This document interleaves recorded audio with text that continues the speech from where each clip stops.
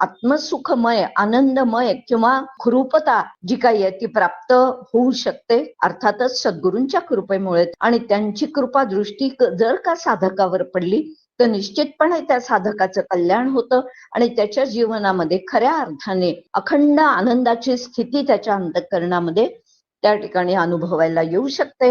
हे सगळं कोणाचं सामर्थ्य आहे? अर्थातच हे सद्गुरूंचं सामर्थ्य आहे. आणि ते सद्गुरूच्या अशा पद्धतीने या साधकाला काय करतात तर हळूहळू ज्ञान देत देत देत देत त्याच्या अंतःकरणातला अज्ञान पूर्णपणे नाहीसा करतात. राष्ट्रगुरु समर्थ रामदास स्वामींना साष्टांग नमस्कार करते. माझे सद्गुरू आनंद योगी परमपूज्य डॉक्टर काका यांना देखील साष्टांग नमस्कार करते. श्रद्धेय मंदाताई यांनाही साष्टांग नमस्कार करून श्रीमद ग्रंथराज दासबोधालाही साष्टांग नमस्कार करते. आणि श्रोते आपण जगदीश मूर्ती या न्यायाने आपल्या सगळ्यांना सादर वंदन करून आदरणीय सीमाताईंना देखील सादर नमस्कार करते. आणि आजच्या चिंतनाला आपण प्रारंभ करणार आहोत. वास्तविक पाहता खऱ्या अर्थाने पुन्हा मंगलाचरण समर्थांनी या 7व्या दशकामध्ये सुरू केलेला आहे. याचा अर्थ पुष्कळशा जाणकारांनी असा लावलेला आहे की खरं पाहिलं असता मूळ दासबोध जो त्यांना सांगायचा होता तो 6व्या दशकापर्यंतच सांगून झालेला आहे. मग आता 7व्या दशकापासून पुन्हा त्यांनी या ठिकाणी मंगलाचरण का केलं तर याचं कारण असं असावं की समर्थांना पुन्हा काहीतरी सांगायचं आहे. आणि पुन्हा काहीतरी सांगायचं आहे. वास्तविक पाहता 6व्या दशकापर्यंत माया ब्रह्म वगैरे हा जो काही विचार आहे वारंवार तो त्यांनी सांगितलेला आहे. पुढे देखील तो वारंवार अधूनमधून येणारच आहे. पण तरी सुद्धा आता पुन्हा 7व्या दशकाला सुरुवात करताना ज्या अर्थी समर्थ मंगलाचरणाने सुरुवात करतात, अर्थात मंगलाचरण करताना गणपती, शारदा, सद्गुरू आणि संत सज्जन वगैरे या सगळ्यांना पुन्हा वंदन केल्याचं आपल्या लक्षात येतं. जसं आपण पाहतो की भगवद्गीतेमध्ये सुद्धा 2रा अध्याय वास्तविक झाला सांगून आणि 2ऱ्या अध्यायामध्येच वास्तविक पाहता संपूर्ण जे काही ज्ञान अर्जुनाला भगवंताला सांगायचं होतं ते सांगून झालेलं आहे. आणि ते सांगून झालेलं असताना 2ऱ्या अध्यायाच्या तिथेच भगवद्गीता संपायला हवी होती.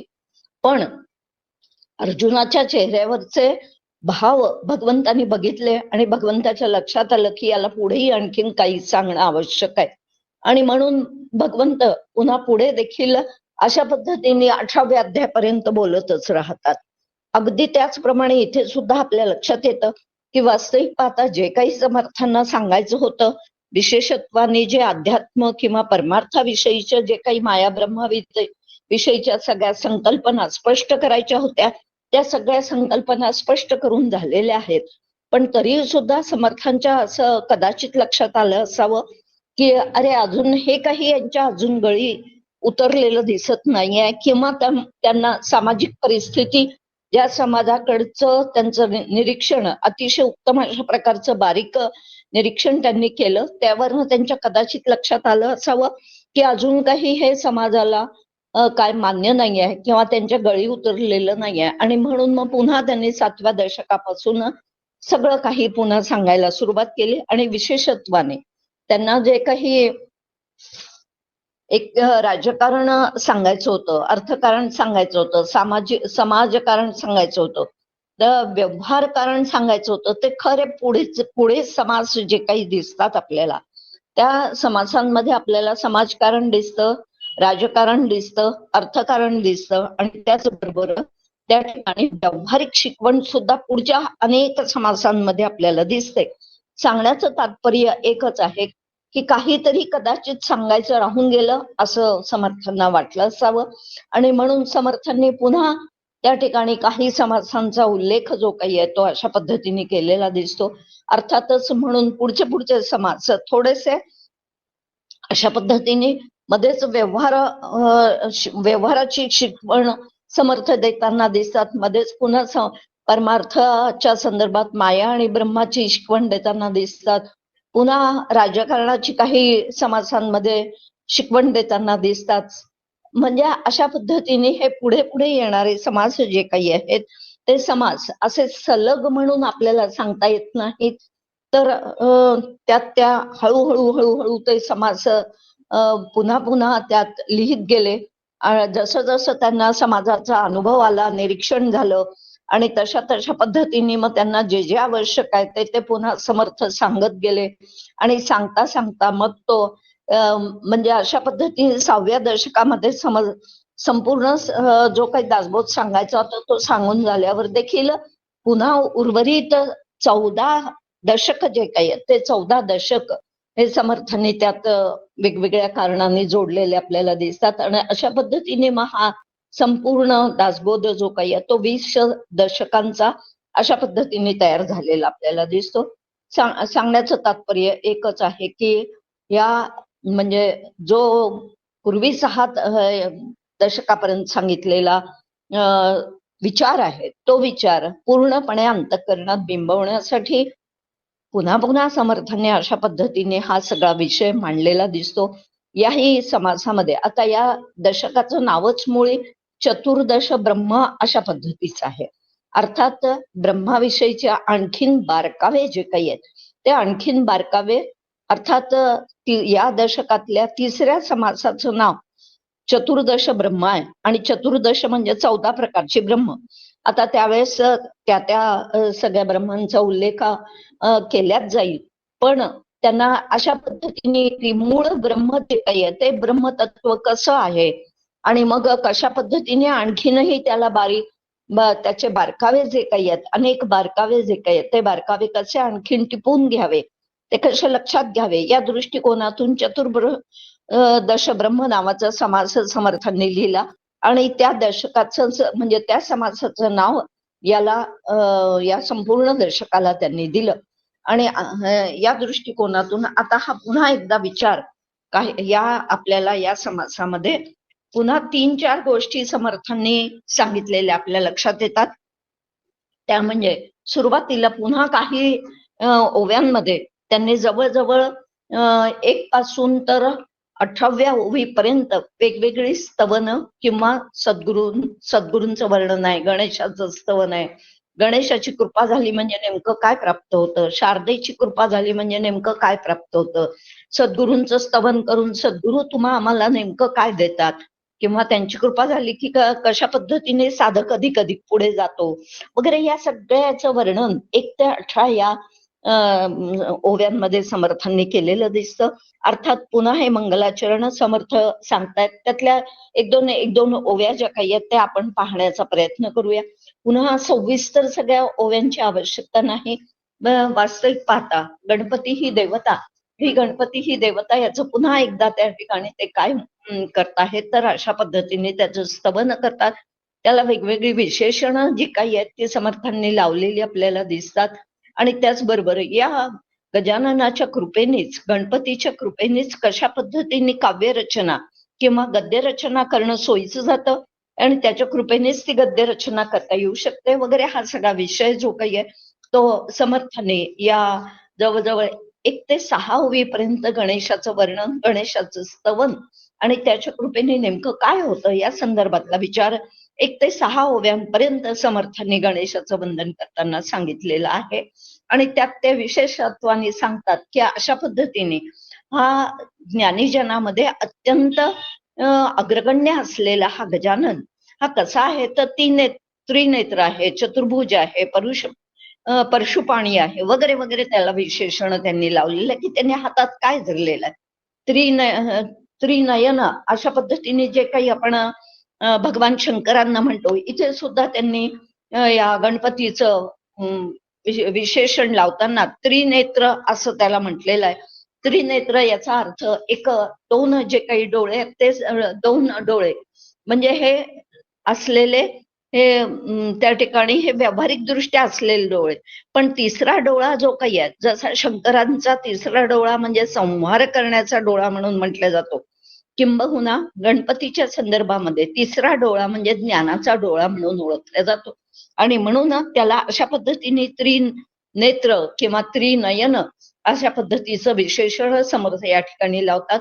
कारण गणपतीच्या कृपेनेच आपला तिसरा ज्ञानचक्षु जो काही आहे तो ज्ञानचक्षु गणपतीची कृपा झाली की उघडू शकतो. त्याच्याच कृपेने संत महंत किंवा हे सज्जन जे काही आहेत ते काय करतात, म्हणजे त्यांची काव्य प्रतिभा जी काही आहे ती काव्य प्रतिभा त्याच्याच कृपेने ती जागृत होते आणि त्याच्याच कृपेने ती काव्य प्रतिभा जागृत झाल्यामुळे गद्य आणि पद्य अशा दोन्ही प्रकारचं लेखन जे काही आहे ते त्याच्या कृपेनेच होतं अर्थात. आणि म्हणून हा सगळ्या विद्यांचा गणपती हा अत्यंत कसा आहे, तर याच्या कृपेनीच खरं पाहिलं असता लेखक किंवा कवी जे काही आहेत ते काव्य रचना आपल्याला करताना दिसतात. वास्तविक पाहता ही समर्थ असं म्हणतात 4थ्या ओळीमध्ये, जैसी समर्थांची लेकरे नाना अलंकारी सुंदरे, मूळ पुरुषाचे ने द्वारे तैसे कवी. आणि इथे स्पष्टपणे समर्थ म्हणतात की जसं श्रीमंतांची मुलं अनेक दागदागिन्यांनी आणि सुंदर वस्त्रांनी शोभतात, त्याचप्रमाणे हा मुख्य कर्ता जो काही आहे म्हणजे गजानन जो काही आहे, याच्याच कृपेने कवींना देखील अनेक प्रकारच्या रचना ज्या काही आहेत त्यांच्याकडनं ज्या घडतात त्या केवळ गजाननाच्या कृपेने त्या घडतात. आणि म्हणून गजाननांना म्हणजे गणपतीला अशा पद्धतीने वर्णन करता येते की हा मूळचा गणपती वास्तविक पाहता कसा आहे, तर तो ज्ञानप्रकाश आहे, ज्ञानरूपच आहे. आणि ज्ञानरूप असल्या आणि म्हणून ज्ञानेश्वरीमध्ये सुद्धा यांनी काय म्हटलं, आपल्या ज्ञानेश्वर माऊलींनी या गणपतीचं वर्णन करताना, देवा तुची गणेशू सकळ मती प्रकाशू, असं वर्णन ज्ञानेश्वरीच्या या गणेश स्तवनामध्ये समर्थ आपलं ज्ञानेश्वर महाराज सुरुवातीला आपल्याला करताना दिसतात. अर्थातच अशा पद्धतीने तो अत्यंत कसा आहे, तर पौर्णिमेच्या चंद्रप्रकाशाप्रमाणे ज्ञानप्रकाश त्याचा पूर्ण आहे. आणि त्यामुळे त्याच्याच कृपेमुळेच, जसं चंद्राच्या कृपेमुळे चंद्राला जी भरती येते त्यामुळे समुद्राला भरती येते, चंद्र जेव्हा पूर्ण चंद्र विकसित होतो तेव्हा समुद्राला जशी भरती येते, अगदी त्याचप्रमाणे या गजाननाच्या कृपेने ज्ञानी लोक जे काही आहेत, संत जे काही आहेत, त्यांना त्या ठिकाणी जणू ज्ञानाची भरती येते, त्यांचं ज्ञान ओसंडून वाहतं आणि मग काय लेखनेच्या रूपातून, काव्य प्रतिभेच्या रूपातून ते बाहेर पडतं. आणि अशा या गणपतीला समर्थ त्याचं स्तवन करतात आणि त्याला त्या ठिकाणी काय करतात, वास्तविक पाहता हाच कसा आहे, तर संपूर्ण जगताच्या उत्पत्ती करणारा सुद्धा हा गणपतीच आहे. आपण ब्रह्मदेव असं म्हणतो, पण वास्तविक पाहता गणपती हा जगदुत्पत्तीच्या कार्याला सुरुवात करतो. मूळ माया त्याच्याच कृपेने गुण माया अशा पद्धतीने एका पाठोपाठ एक निर्माण होतं. आणि तो असा हा शुद्ध सत्वगुणी असलेला गणपती राया म्हणजेच ईश्वर जो काही आहे तोच मूळ पुरुष आहे आणि तोच ब्रह्मरूपाने सूक्ष्मातून सूक्ष्म असलेल्या या जगताच्या पूर्वी म्हणजे अधिष्ठान रूपाने तेच ब्रह्म जे काही आहे तेच अधिष्ठान रूपाने या ठिकाणी आहे. म्हणून खऱ्या अर्थाने मग हा गणपती सुद्धा मुळात खरा कसा आहे, तर ब्रह्मस्वरूपच आहे, तोच ईश्वर स्वरूप आहे आणि त्यांनीच या संपूर्ण जगताची उत्पत्ती वगैरे जे काही आहे हे सगळं करणं हे त्याच्याच कृपेने चाललेलं आहे असं समर्थ वर्णन करतात. आणि त्यानंतर मात्र 7व्या ओवीपासून जवळजवळ 11व्या ओवीपर्यंत शारदेचं स्तवन करून नेमकी शारदेच्या कृपेने सुद्धा काय काय घडतं आता अशा पद्धतीचं वर्णन करताना दिसतात. आणि त्यामुळे इथे त्या ठिकाणी म्हणताहेत की वास्तविक पाहता जे काही आपल्याला इच्छा किंवा स्फुरण होतं हेच शारदेचं खरं स्वरूप आहे. आणि ती शारदा कोणापासून उत्पन्न होते, अर्थातच गजाननापासून उत्पन्न होते, म्हणजेच त्या ठिकाणी ईश्वरापासूनच ती शारदा म्हणजे मूळ माया जी काही आहे ती उत्पन्न होते. आणि त्या दृष्टिकोनातून आता इथे त्यांनी म्हटलेलं आहे की तयापासून प्रमदा इच्छा कुमारी शारदा आदित्यापासून गोदा मृगजळ आहे.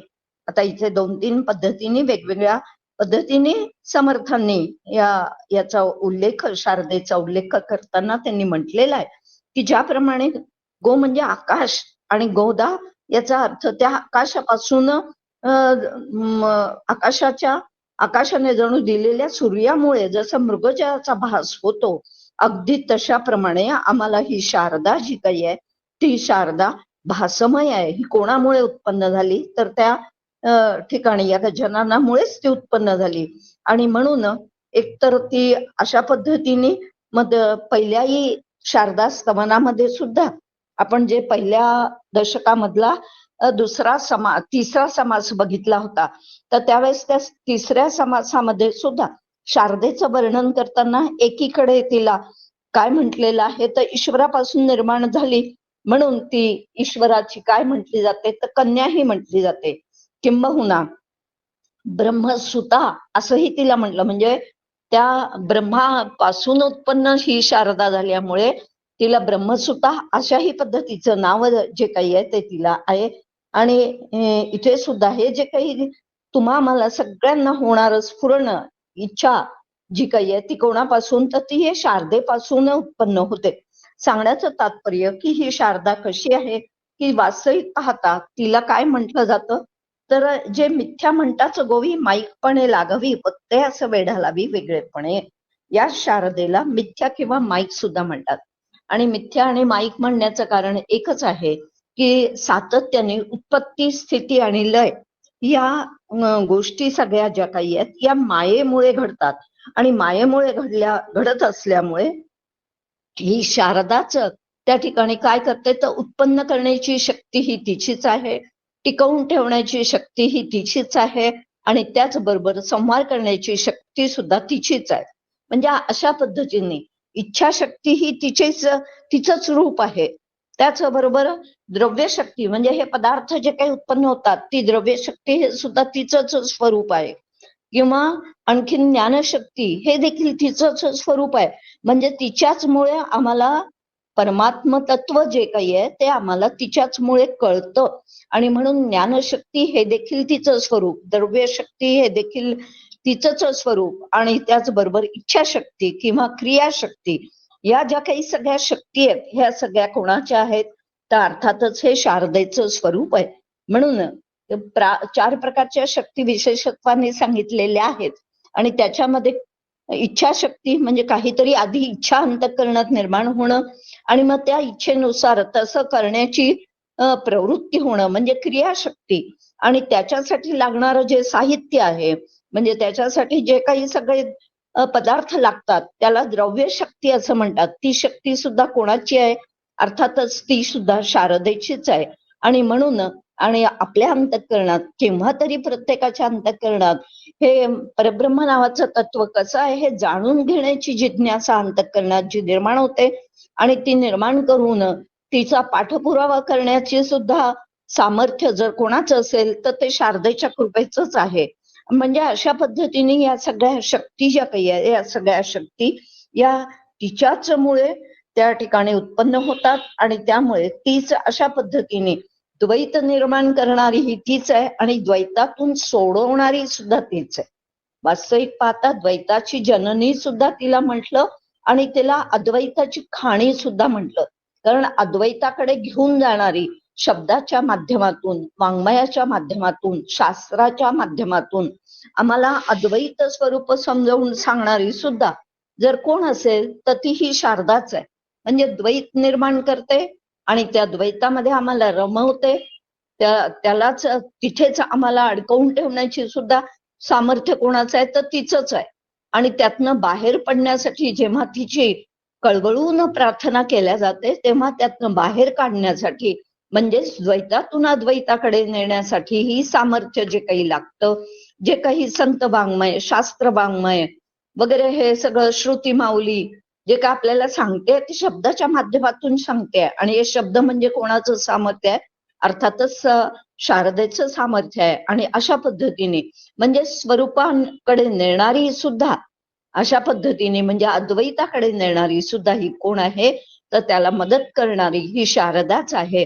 अशा पद्धतीने ही शारदा संपूर्ण ब्रह्मांडामध्ये व्यापून उरलेली आहे. आणि म्हणून समर्थ या ठिकाणी म्हणतात की वंदू ऐसी वेदमाता आदिपुरुषाची जे सत्ता आता आठवीन समर्था सद्गुरुशी. अशा या वेदांच्या जननीला समर्थ पुन्हा वंदन करतात. पुन्हा पुन्हा अशा पद्धतीने खऱ्या अर्थाने आपल्याला हे सगळं होऊन गेलेलं असलं तरी तुमचा आमचा स्वभाव समर्थांना माहिती आहे की निरूपणी हे सदवृत्ती होते आणि स्थळ त्याग होता सवेची जाते. आता असा हा तुमचा आमचा स्वभाव आहे, श्रोत्यांचा हा स्वभाव आहे.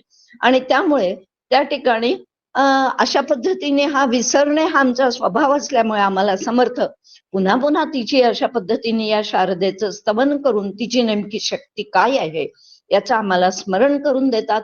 आणि त्या शारदेच्या शक्तीमुळेच, तिच्या सामर्थ्यामुळेच द्वैतातून अद्वैताकडे जाण्याचं जे काही जिज्ञासा तुमच्या आमच्या अंतःकरणात निर्माण होते आणि ते निर्माण झालेली जिज्ञासा पूर्ण करण्याचं सामर्थ्य सुद्धा तिच्याच कृपेने तुम्हा मला प्राप्त होऊ शकतं. अशा पद्धतीने या ठिकाणी तिचं स्तवन केलेलं आहे. आणि पुढे मात्र आता समर्थ या 12व्या ओळीपासून 18व्या ओळीपर्यंत पुन्हा एकदा सद्गुरूंचं स्तवन करताना दिसतात. आणि सद्गुरूंचं स्तवन करताना पुन्हा एकदा समर्थ असं सांगतात की जयाची कृपे दृष्टी होय आनंदाची वृष्टी, तेणे सुखे सर्व सृष्टी आनंदमय. वास्तविक पाहता आनंदाचा वर्षाव करणारे कोण आहेत? ही कृपादृष्टी, त्यांचा आनंदाची वृष्टी करणारे कोण असतील? तर ते म्हणजे हे जे काही सद्गुरू आहेत, तर हे सद्गुरू तुमच्या आमच्यावरती खऱ्या अर्थाने त्यांची कृपादृष्टी जर का झाली तर आमच्या अंतःकरणात त्या ठिकाणी म्हणजेच अंतःकरणावरती आनंदाचा वर्षाव होऊन हे संपूर्ण सृष्टी जी काही आहे ती आत्मसुखमय, आनंदमय किंवा ज्याला म्हणता येईल सुखरूपता जी काही आहे ती प्राप्त होऊ शकते. कोणाच्या कृपेमुळे? अर्थातच सद्गुरूंच्या कृपेमुळे ते प्राप्त होऊ शकतं. आणि त्यांची कृपा दृष्टी जर का साधकावर पडली तर निश्चितपणे त्या साधकाचं कल्याण होतं आणि त्याच्या जीवनामध्ये खऱ्या अर्थाने त्या काय अनुभवायला येतं तर अखंड आनंदाची स्थिती त्याच्या अंतःकरणामध्ये त्या ठिकाणी अनुभवायला येऊ शकते. हे सगळं कोणाचं सामर्थ्य आहे? अर्थातच हे सद्गुरूंचं सामर्थ्य आहे. आणि ते सद्गुरूचा अशा पद्धतीने या साधकाला काय करतात तर हळूहळू ज्ञान देत देत देत देत त्याच्या अंतःकरणातलं अज्ञान पूर्णपणे नाहीसं करतात.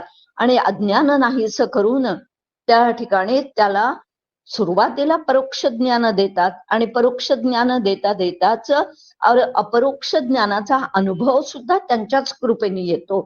त्यांच्या कृपा जर का नसेल तर अपरोक्ष ज्ञानाचा सुद्धा अनुभव जो काही आहे तो अनुभव येणार नाही. आणि म्हणून खऱ्या अर्थाने या सगळ्या अनाथ असलेल्या शिष्य वर्गाला, साधक वर्गाला ते काय करतात तर वास्तविक त्यांचे हितकर्ते जर खरे कोण असतील तर ते म्हणजे सद्गुरू असतात. आणि तेच सायोज्य मुक्तीचा आनंद जो काही आहे निर्विषय असलेला आणि निरतिशय असलेला, कारणासहित कारणारहित असलेला आनंद जो काही आहे तो आनंद हा सद्गुरूंच्या कृपेनेच शिष्याला प्राप्त होऊ शकतो, तो साधकाला प्राप्त होऊ शकतो. आणि म्हणून कैवल्य पद प्राप्त करून देणारे सुद्धा जर कोण असतील तर ते म्हणजे या ठिकाणी अशा पद्धतीने हे सद्गुरू आहेत, तेच खरे दाते आहेत. आणि ते तर स्वतः त्या कैवल्य पदावर आरूढ झालेलेच असतात, पण त्या आपल्या शिष्य वर्गाला सुद्धा अशा पद्धतीने जो अत्यंत तळमळीने त्यांना शरण जातो आणि तळमळीने अभ्यास आणि साधना करतो त्याच्यावर विशेषत्वानी कृपा जी काही आहे ती विशेषत्वानी कृपा सद्गुरूंची होते. वास्तविक पाहता विशेषत्वानी कृपा म्हणून नसते. जसा जसा शिष्याच्या अंतःकरणातला अहंकार नाहीसा होतो तसा तसा त्याच्यावर असलेल्या सद्गुरु कृपेचा त्याला अधिकाधिक अनुभव येत जातो. आणि म्हणून या ठिकाणी म्हटलेलं आहे की वास्तविक पाहता हे कसे आहेत तर कैवल्य पदाचा दान करणारे असे हे दाते आहेत. आणि म्हणून खऱ्या अर्थाने तुम्ही आम्ही केवळ चातकाप्रमाणे मुमुक्ष रूप होण्याची अत्यंत आवश्यकता आहे. आणि जर का आमच्या अंतःकरणात चातकाप्रमाणे अत्यंत करुणा युक्त स्वरांनी त्यांची आळवणी केली म्हणजे सद्गुरूंची आळवणी केली तर साधकावरती ते निश्चितपणे कृपेचा वर्षाव जो काही आहे तो कृपेचा वर्षाव निश्चितपणे करतात. आणि फक्त आपली तेवढी तळमळ ते हे सगळं मला काय कळलं पाहिजे, मला जाणून घेतलं पाहिजे, मला याचा अनुभव आला पाहिजे, हा अनुभव मला केव्हा येईल अशा अंतःकरणामध्ये सतत काय असली पाहिजे तर जागरूकता असली पाहिजे, तळमळ असली पाहिजे. आणि अशी ज्याच्या अंतःकरणात तळमळ असते त्याला निश्चितपणे सद्गुरूंची ती कृपा अनुभवायला येते आणि त्याच्यावरती मग सद्गुरू जे काही आहे ते कृपा वर्षाव जो आहे तो कृपा वर्षाव त्याच्यावरती करतात. आणि म्हणून या सद्गुरूंनाच हा संसार रूप समुद्र तरुण जाणार आहे नौका आहे असं म्हटलेलं आहे. अर्थात आम्हाला जर का याच्यातनं संसार सागरातून पार व्हायचं असेल आणि ते पार होण्यासाठी कोणाचा हात आम्हाला हातात धरावा लागेल, किंबहुना आमचा हात कोणाच्या हातात द्यावा लागेल, किंवा कोणत्या नौकेमध्ये आम्हाला बसावं लागेल, तर ही सद्गुरूंची नौका जी काही आहे, या नौकेमध्ये आम्हाला बसणं अत्यंत आवश्यक आहे. आणि जे अशा पद्धतीने या सद्गुरूंच्या नौकेमध्ये बसतात त्यांनाच त्या ठिकाणी काय करतात, तर सद्गुरू जे काही आहेत ती नौका त्यांची त्या पार करून देतात. अर्थात त्यांनी सांगितलेल्या साधनांनी, त्यांनी दिलेल्या उपदेशांनी, त्यांनी सांगितलेले जे काही विचार जे काही आहेत ते विचार अंतःकरणात सातत्याने धरून ठेवले, तशा प्रकारची साधना त्यांनी सांगितल्याप्रमाणे केली. आणि तीच खरी आमची काय आहे, तर नौका आहे. आणि त्या नौकेमध्ये मग अशा पद्धतीने बसून आम्ही संसार सागराच्या पलीकडे जाऊ शकतो. आणि खरा आधार जर का या पार करण्यासाठी, या संसार सागराला पार करण्यासाठी कोणाचा असेल, तर सद्गुरूंचा हा खरा आधार आम्हाला पूर्णपणे असतो. आणि अशा पद्धतीने हे सद्गुरूच काय करतात, तर आम्हाला भाविकांच्या आई होऊन त्याला अनेक संकटातून सोडवतात. जर का तो साधक खऱ्या अर्थाने कुठेतरी अडला असेल, त्याला काहीतरी काय झालं असेल, त्याचं पुढे त्या ठिकाणी प्रवास येण्यामध्ये काही प्रतिबंध निर्माण झालेले असतील, तर अशा वेळेस सद्गुरूंना कळकळीने हाक मारली की सद्गुरू ते प्रतिबंध सुद्धा आमचे दूर करू शकतात, इतकं सामर्थ्य त्यांचं असतं. आणि त्यामुळे त्या प्रतिबंधातून सुद्धा आम्हाला ते काय बाहेर नेऊ शकतात. अर्थातच आमचं जन्ममरणाचं चक्र सोडवण्याला कारणीभूत जर कोण असतील, किंवा आमच्या द्वंद्वमय असलेल्या अशा या जीवनामध्ये खऱ्या अर्थाने द्वंद्वाकडून काय निर्द्वंद्व असलेलं असं जे तत्व आहे, त्या तत्वाकडे घेऊन जायला आम्हाला सद्गुरू जे आहेत ते सद्गुरूच आम्हाला कामाला येतात, आम्हाला ते मदत करतात. आणि त्यांचा आधार आम्हाला पूर्णपणे असतो. आणि अशा पद्धतीने ते सद्गुरू अत्यंत स्नेहाळू आहेत, ते कृपाळू आहेत. ते कसे आहेत, तर एखाद्या आई जशी बालकावरती प्रेम करते आणि बालकाला हळूहळू वाढवत जाते, अगदी त्याप्रमाणे ह्या शिष्यरूपी बालकाला सुद्धा सद्गुरू जे काही आहेत ते काय करतात, तर हळूहळू त्याला गोडी गुलाबींनी समजून सांगत कधी कधी एखाद्या प्रकारचा धाक दाखवून सुद्धा त्याच्याकडनं साधना जी काही आहे ती साधनाही करून घेतात, त्याला हळूहळू पुढे नेतात. आणि तो केवळ परोक्ष ज्ञानामध्ये अडकून उपयोगाचा नाही, तर तो काय झाला पाहिजे, तर तो या अपरोक्ष ज्ञानाकडे गेला पाहिजे. आणि त्या दृष्टिकोनातून मग अशा पद्धतीने ते काय करतात, तर ते या सगळ्या आपल्या बालकरूपी शिष्याला त्या ठिकाणी पहिलं पार नेण्याचं सामर्थ्य त्यांच्यामध्ये दडलेलं असतं. आणि अशा पद्धतीने मग ते काय करतात, तर मदत करून ते हळूहळू हळूहळू या संपूर्णपणे पोळलेल्या जीवांना विश्रांतीचं स्थान जर कोणतं असेल, तर ते सद्गुरू हेच विश्रांतीचं स्थान आहे. आणि म्हणून सद्गुरूंवरती संपूर्णपणे 100% विश्वास, श्रद्धा जी काही आहे ते माझ्या अत्यंत कल्याणाचं सांगतील, माझ्या कल्याणाशिवाय त्यांच्याजवळ दुसरा तिसरा विचारच नाही, अशा पद्धतीचा श्रद्धा आमच्या अंतःकरणात असली पाहिजे. आणि त्या श्रद्धेने, आणि म्हणून त्यांना काय म्हटलेलं आहे, तर विश्रांतीचे थार, किंवा म्हणजे विश्रांतीचं तेच एक ठिकाण आहे, किंवा सुखाचं माहेर तेच आहे, ते सद्गुरूच आहेत. अशा पद्धतीने या ठिकाणी काय केलेली दिसते, तर सद्गुरूंचं स्तवन करून सद्गुरूचा आम्हाला कशा पद्धतीने पहिलं पारण येतात याचं वर्णन केलेलं आहे. आणि म्हणून इथे ते म्हणतात 18व्या ओवीमध्ये, आईसा सद्गुरू पूर्णपणे तुटे भेदाची कडसणी, देहविण लोटांगणी तया प्रभूसी. सद्गुरूंची पूर्ण कृपा झाल्यावर आपल्या अंतःकरणात असलेली भेददृष्टी जी काही आहे ती भेददृष्टी हळूहळू मावळते. आणि सातत्याने अभेदाकडे आमची वाटचाल जी काही आहे ती वाटचाल आमची व्हायला लागते. बघा, एक हे आहे, काव्य आहे. काव्य अर्थात त्या ठिकाणी आरती केलेली आहे. डॉक्टर कुर्तकोटी म्हणून एक होऊन गेलेले आहेत गोंदवलेकर महाराजांच्या परंपरेतले. त्यांनी आपल्या सद्गुरूंविषयी म्हणजेच गोंदवलेकर महाराजांविषयी आरती लिहिताना त्यांनी अशा पद्धतीने त्या आरतीमध्ये उल्लेख केलेला आहे की मी जीव हा ब्रह्मद्वैत पसारा, वारुणी दिधला अद्वैत सारा. मी जीव आहे अशा पद्धतीचा माझ्या अंतःकरणात मी जीव आणि तू स्वामी किंवा हा जो काही आमचा काय होता तर द्वैतभाव आमच्या अंतःकरणात शिल्लक होता. तो द्वैतभाव तू पूर्णपणे मी जीव हा भ्रम हा सुद्धा माझा भ्रमच होता. तो भ्रम तू पूर्णपणे नाहीसा केला आणि मला तू काय केलंस तर अद्वैताच्या प्रांतामध्ये तू मला नेऊन सोडलंस. अशा पद्धतीने सद्गुरूंनी माझ्यावरती नेमकी काय कृपा केली आणि कशा पद्धतीने शिष्याला त्यांनी अद्वैत प्रांतामध्ये नेऊन सोडलं किंवा आरूढ केलं याचा विचार त्या काव्यरचनेमध्ये सुद्धा आपल्याला पाहायला मिळतो.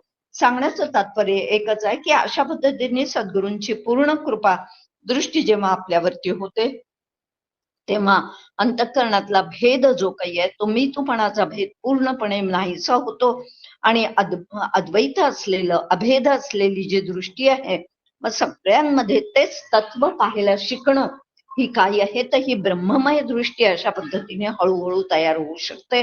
आधी आपल्यामधलं आत्मचैतन्य कळावं लागतं आणि मग आपल्यामधलं आत्मचैतन्य कळलं की मी तोच आत्मा आहे अशा पद्धतीचा अनुभवांती आम्हाला त्या ठिकाणी काय आलं तर ज्ञान झालं.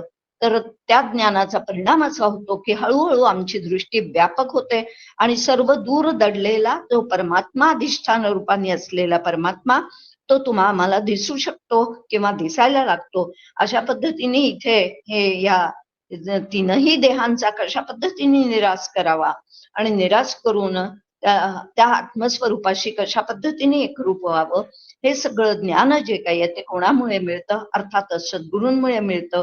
आणि म्हणून त्या सद्गुरूंना वारंवार किती वेळा नमस्कार केला तरी सुद्धा तो काय होतो तर तो कमीच पडेल. आणि अशा पद्धतीने मग सद्गुरूंचं स्तवन झाल्यावरती 19व्या ओवीमध्ये साधू संत सज्जन यांना देखील समर्थांनी काय केलेलं दिसतं तर वंदन केलेलं दिसतं.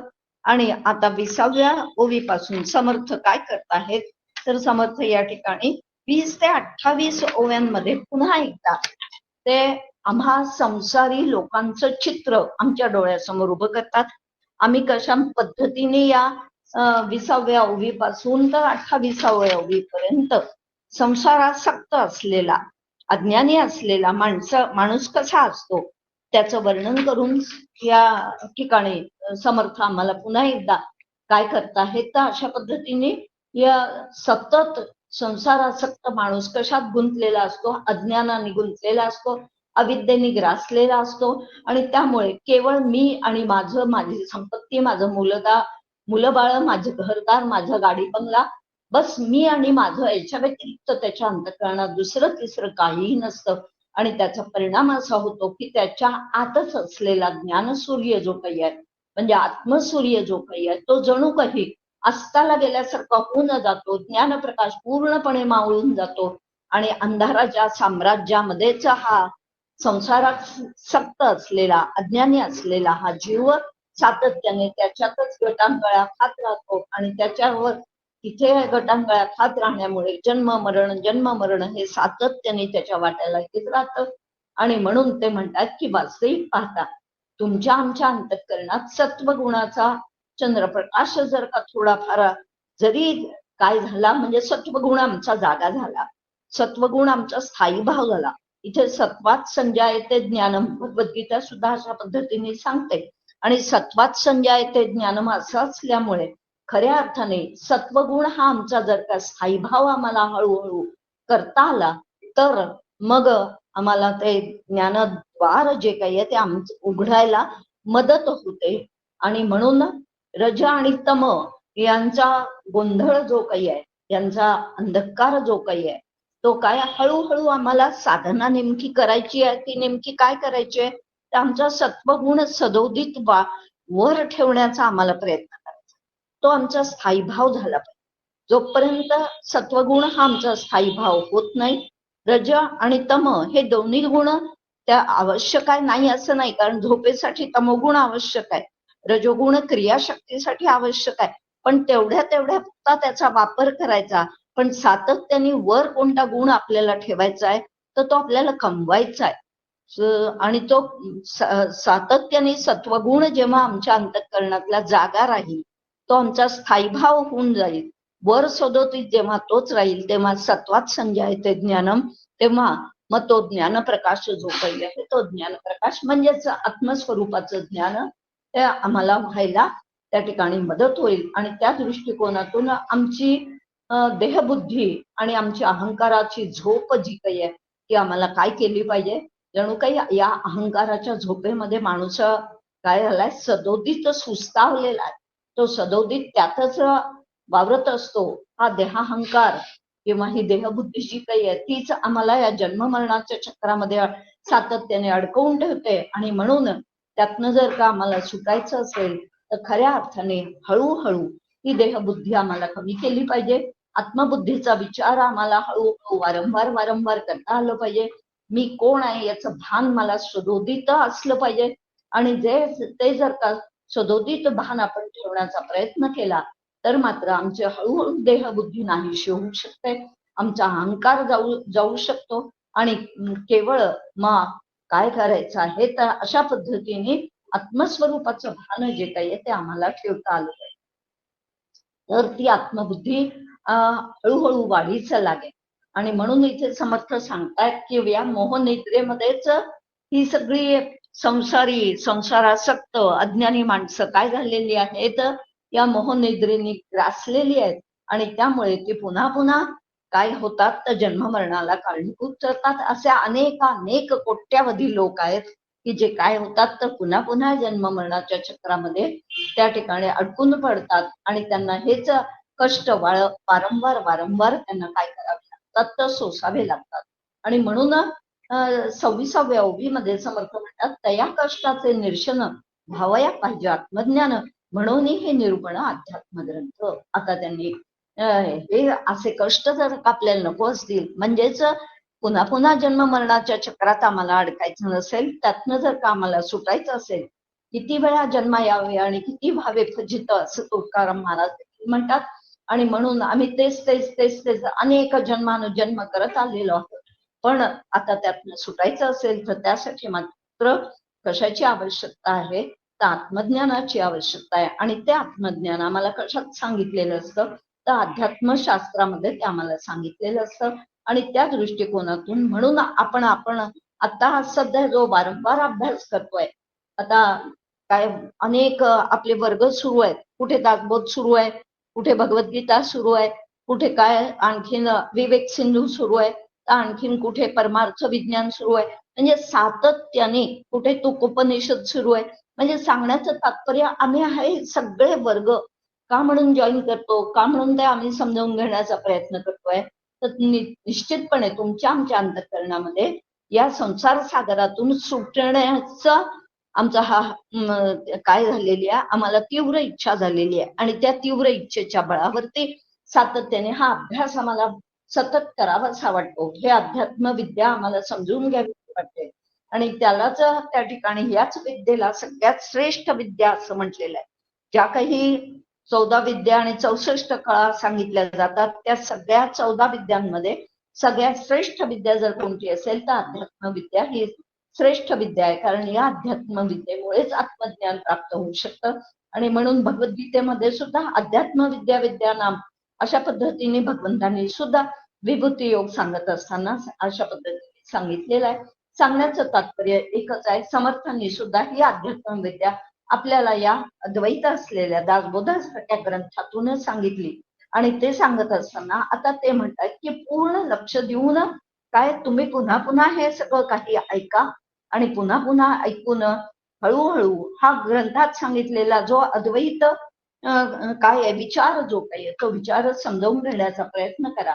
आणि जो जेवढा अशा पद्धतीने समजावून घेण्याचा प्रयत्न करेल तो तेवढा त्याची ती निश्चितपणे काय तर पारमार्थिक प्रगती जी काही आहे ती पारमार्थिक प्रगतीची ती निश्चितपणे होणार आहे. मनाची चंचलता टाकून देऊन अखंड या ग्रंथाचं अनुसंधान आपल्याला करता आलं पाहिजे. आणि हे करता येणं हेच याचं खरं काय आहे तर वर्म आहे. आणि हे वर्म जर का आपल्याला कळलं तर त्यासाठी वारंवार अशा पद्धतीने हा पारमार्थिक ग्रंथ आम्हाला समजावून घेतले पाहिजेत. आता इथे समर्थ काही ओव्यांमध्ये पुन्हा काय विचार मांडताहेत तर 32व्या ओवीपासून तर जवळजवळ 44व्या ओवीपर्यंत मराठी भाषेचं महत्व जे काही आहे ते महत्व समर्थांनी सांगितलेलं आहे.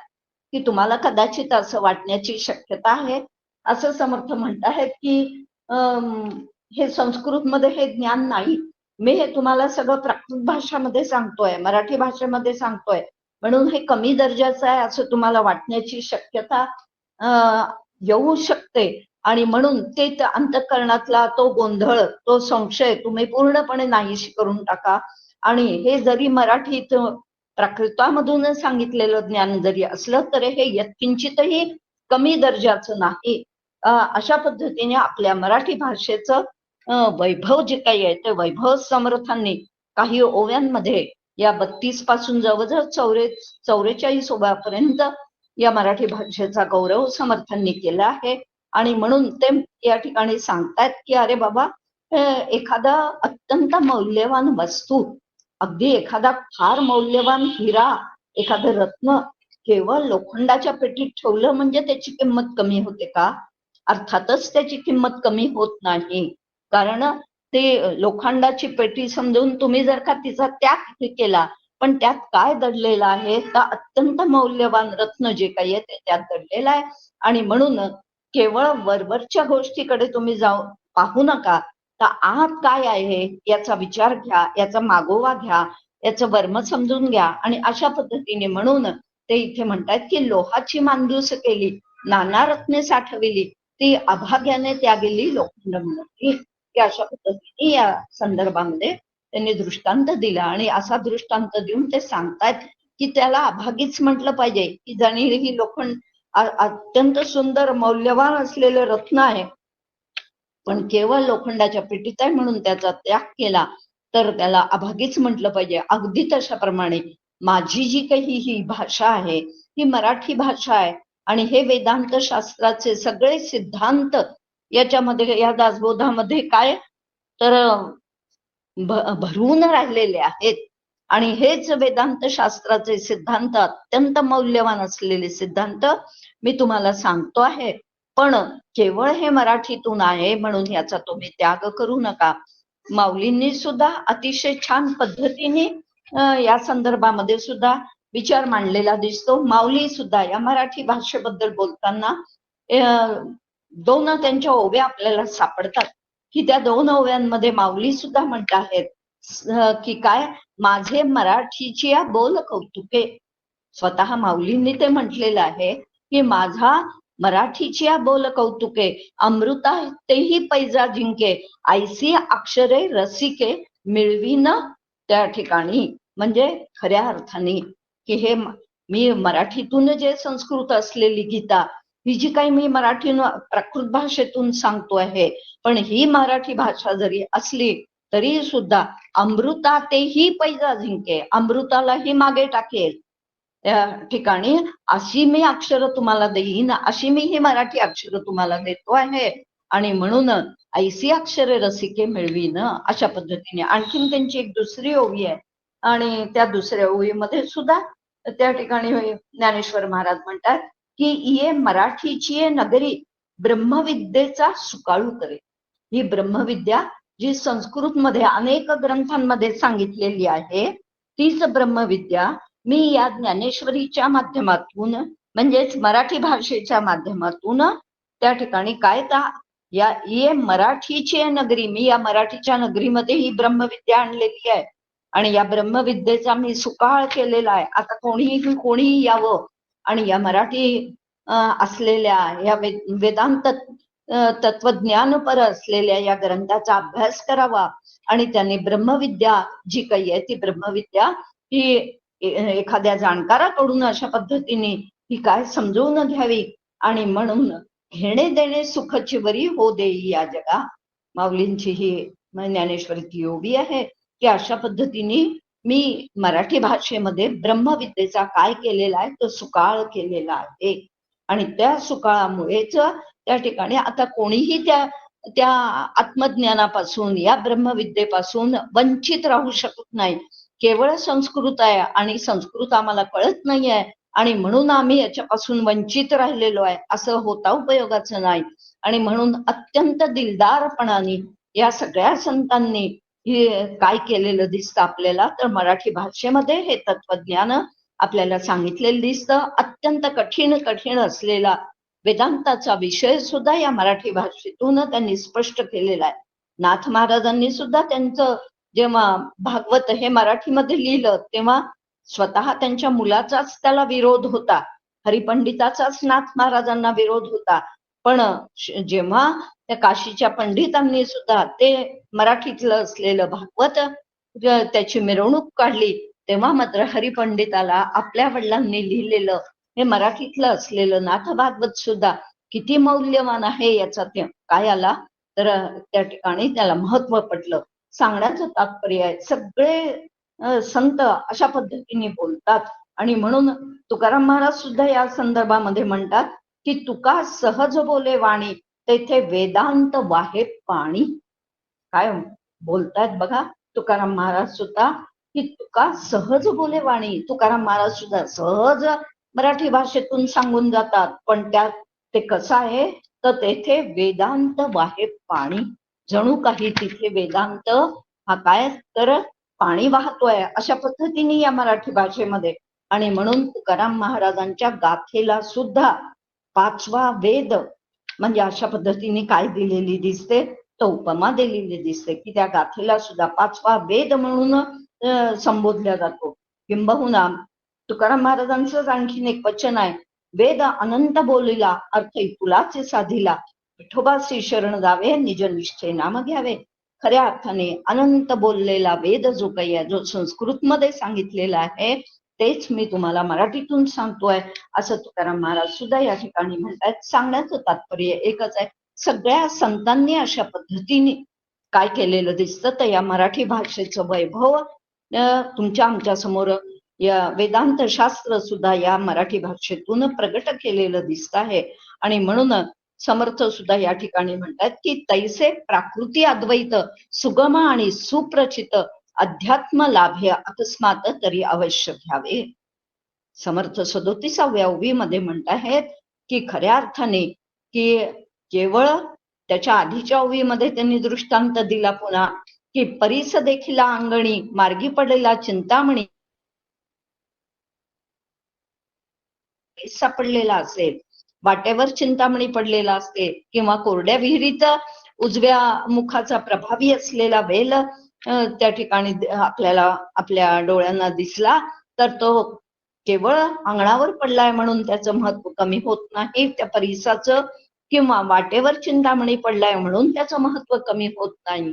म्हणजे अशा पद्धतीने केवळ मराठी भाषा जरी असली तरी सुद्धा हे अद्वैत तत्वज्ञान कोणालाही कळेल अशा पद्धतीने समर्थांनी हे सांगितलेलं आहे. आणि म्हणून याचा तुम्ही अनुभव घ्या. हे अध्यात्मशास्त्र सुलभतेने तुमच्या आमच्या हाती या संत लोकांनी आपल्याला दिलेला आहे. आणि म्हणून त्याचा अत्यंत काय तर तळमळीने अभ्यास करावा, चिकाटीने अभ्यास करावा. आणि अभ्यास करत करत त्याचं त्या ठिकाणी काय तर ते जे काही वैभव आहे त्यात दडलेलं ते वैभव तुम्हा मला प्राप्त व्हावं, यासाठीच त्यांनी अशा पद्धतीने हे संस्कृताचे श्रम न घेता हे वेदांत शास्त्र तुमच्या आमच्यासाठी काय केलं, सहज मराठी सुलभ भाषेमध्ये सोपं करून दिलेलं आहे. वास्तविक पाहता न्यायादी वगैरे हे जे काही सगळे षटशास्त्र जी काही आहे ती षटशास्त्र अभ्यासण्याचं कारण नाही. परमपूज्य डॉक्टर काका सुद्धा एका ठिकाणी बोलले होते आणि बोलताना ते म्हणाले की एकाच्या उद्धारासाठी एक ग्रंथ त्याला पुरेसा आहे. पण आम्हाला काय आहे, तर आम्हाला मात्र यात काय आहे, त्यात काय आहे, त्यात काय आहे अशा पद्धतीने एक वकवक जी असते ती वकवक आमच्या अंतःकरणात असते. वास्तविक पाहता एका माणसाच्या उद्धारासाठी एक ग्रंथ खऱ्या अर्थाने पुरेसा आहे. त्यांनी तो ग्रंथ जो काही आहे, ज्या संप्रदायाचा तो असेल त्या संप्रदायाचा जो ग्रंथ असेल तो ग्रंथ, किंवा सद्गुरूंनी त्याला जो काही ग्रंथ दिलेला असेल तेवढ्याच ग्रंथाचा त्यांनी अभ्यास केला. अगदी पुन्हा पुन्हा पुन्हा पुन्हा विवरता विशेषा विशेष कळू लागे हे जे काही समर्थांनी म्हटलेलं आहे, अगदी त्याच पद्धतीने हे सगळं आता काय करतायत तर समर्थ अशा पद्धतीने सांगतायत.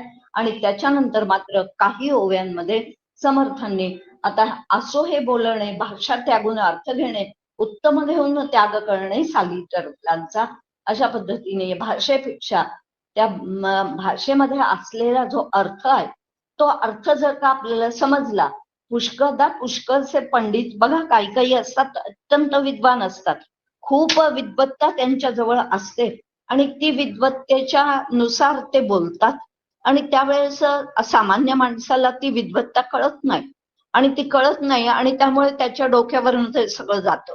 आणि मग जर कळलं नाही तर त्याला त्याचं म्हणजे जर का त्याचा अर्थच कळला नाही, आतापर्यंत काय इतक्या वेळ त्या अमुक अमुक एक विद्वानांनी भाषण दिलं, पण तेवढं ते भाषण जे काही आहे ते सगळं आम्हाला काही कळलंच नाही. कारण जर का आम्हाला त्याचा अर्थच कळला नाही तर त्याचा आनंद आम्हाला मिळू शकत नाही. आणि म्हणून पुन्हा गोंदवलेकर महाराजांचं एक वाक्य सांगावंच वाटतं. गोंदवलेकर महाराज असं म्हणतात की अवघड विषय सोपा करून जो सांगतो त्याला संत म्हणतात आणि जो सोपा विषय अवघड करून सांगतो त्याला विद्वान असं म्हणतात. अर्थातच मग अशा पद्धतीची विद्वत्ता केवळ आमच्या जवळ असली पाहिजे असाचा अजिबात भाग नाही. जेवढं काही त्या ठिकाणी सोपं सोपं करून आम्हाला जर का लोकांपर्यंत पोचवता आलं तर ते अधिक त्या ठिकाणी सगळ्यांच्याच दृष्टीने कसं असतं तर हितकारक ते असतं. आणि म्हणून अर्थ अगदी त्याचा सहज समजेल अशा पद्धतीने जर का आम्हाला सांगता आला तर ते जास्त काय आहे. आणि म्हणून अर्थसार भाषा पुचट अशा पद्धतीने, म्हणून कठीण भाषेमध्ये जाऊच नका. कठीण भाग अतिशय सोप्या शब्दात सुद्धा सांगता येतो. हे समर्थांनी स्वतः दासबोधाची रचना करून सांगितलेलं आपल्याला लक्षात येतं.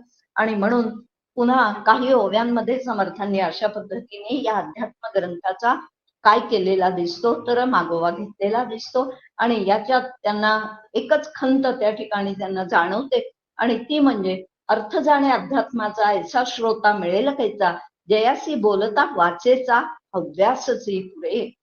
त्या ठिकाणी की खरं अध्यात्मशास्त्र जाणून घेणारा श्रोता मिळावा अशी समर्थांची तळमळ आहे, अशी समर्थांची खंत आहे. आणि तसा जर का श्रोता मिळाला तर मात्र त्याला किती सांगू आणि किती नाही. स्वतःच काहीही समर्थ आपल्या सद्गुरु जे असतात आपल्या हातचं राखूनच ठेवत नाही, तर उलट शिष्याला किती देऊ आणि किती नाही असं त्यांना होऊन जातं.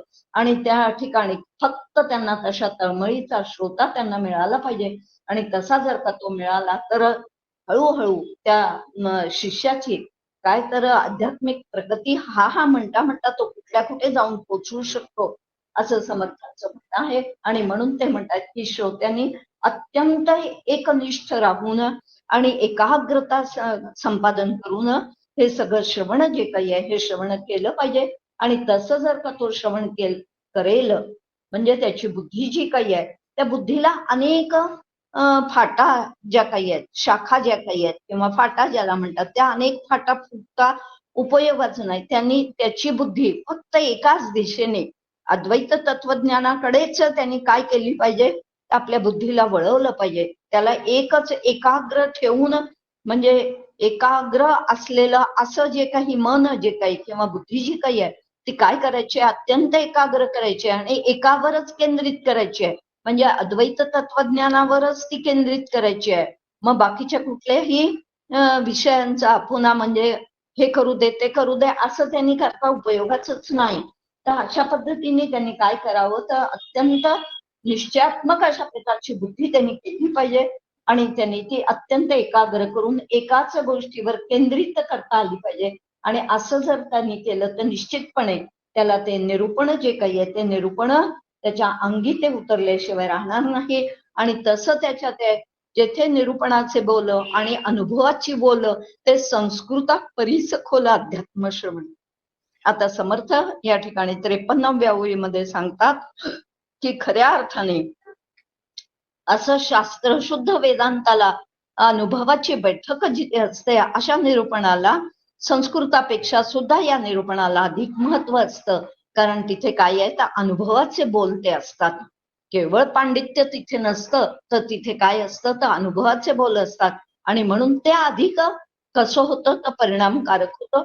आणि म्हणून अशा प्रकारचं अध्यात्म निरूपण तुम्ही काय करावं तर श्रवण करावं. आणि पुन्हा आता 54व्या ओळीपासून जवळजवळ 60व्या ओळीपर्यंत मायेचं निरूपण जे काही आहे, माया कशी आहे, तिचं स्वरूप कसं आहे, अशा पद्धतीचा विचार जो काही आहे तो विचार पुन्हा एकदा समर्थांनी या 54 ते 60 ओवीपर्यंत सांगितलेला आहे.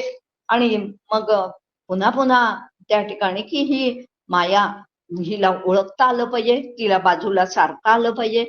ही मन सुद्धा माया आहे, वास्तविक पाहता बुद्धी सुद्धा माया आहे. आमचा देह तर आहेच आहे, पण सूक्ष्म देहाचे हे जे काही घटक आहेत ते सुद्धा मायेतच मोडणारे आहे. कारण हे ज्या मनाच्या माध्यमातून किंवा ज्या बुद्धीच्या माध्यमातून आम्ही हे समजावून घेण्याचा प्रयत्न करतो आहे, त्याला पुन्हा मर्यादा आहे, त्याला मूल्य आहे. पण ती मर्यादा, मूल्य हे त्याचं काय तर ओळखावं, आणि त्या बुद्धीच्याही पलीकडे वास्तविक पाहता ते आत्मतत्व आहे. आणि त्या आत्मतत्वाला आपल्याला गवसणी घालता आली पाहिजे. म्हणजे ही पंचमहाभूत तर माया आहेतच आहेत, पण आपलं मन, बुद्धी, चित्त, अहंकार हे सुद्धा या गुणांपासूनच तयार झालेले आहे. आणि म्हणून हे देखील कसे आहेत, वास्तविक पाहता माईकच आहे. कधीतरी ते असतात आणि कधीतरी नसतात, त्यांनाही आम्हाला ओळखता आलं पाहिजे. पण ज्याच्या सत्तेवर हे मन मनन करत आहे, मन संकल्प विकल्प करत आहे, बुद्धी निर्णय घेण्याचं काम करते आहे, समजून घेण्याचं काम करते आहे, किंवा चित्त चिंतनाचं काम करते आहे, आणि अहंकार मी मी मी मी म्हणून सातत्याने काय करतोय तर डोकं वर काढतो आहे. हे ज्याच्या सत्तेवर चाललेलं आहे, ती सत्ता कायमस्वरूपी आहे. आणि हे सगळं पुन्हा कसं आहे तर माईकच आहे. कारण ते कधीतरी असतं आणि कधीतरी नसतं. हा सगळा विचार म्हणजे हे नुसतं केवळ दृश्य म्हणजे हे विश्व नव्हे, तर आमच्या देहासकट, आमच्या सूक्ष्म देहासकट असलेली ही माया, हिचं स्वरूप आम्हाला ओळखता आलं पाहिजे. आणि हिचं स्वरूप ओळखून घेऊन त्याच्या पलीकडे असलेलं जे आत्मतत्व आहे, त्या आत्मतत्वाला आम्हाला गवसणी घालता आली पाहिजे. आणि म्हणून त्या ठिकाणी भगवद्गीतेच्या 7व्या अध्यायामध्ये सुद्धा दैवी हेषा गुणमयी मम माया दुरत्यया मामेव ये प्रपद्यन्ते मायामेतां तरन्ति ते, अशा पद्धतीने भगवंतांनी सुद्धा सांगितलं की ही संपूर्ण सृष्टी जी काही आहे ती मायामय आहे.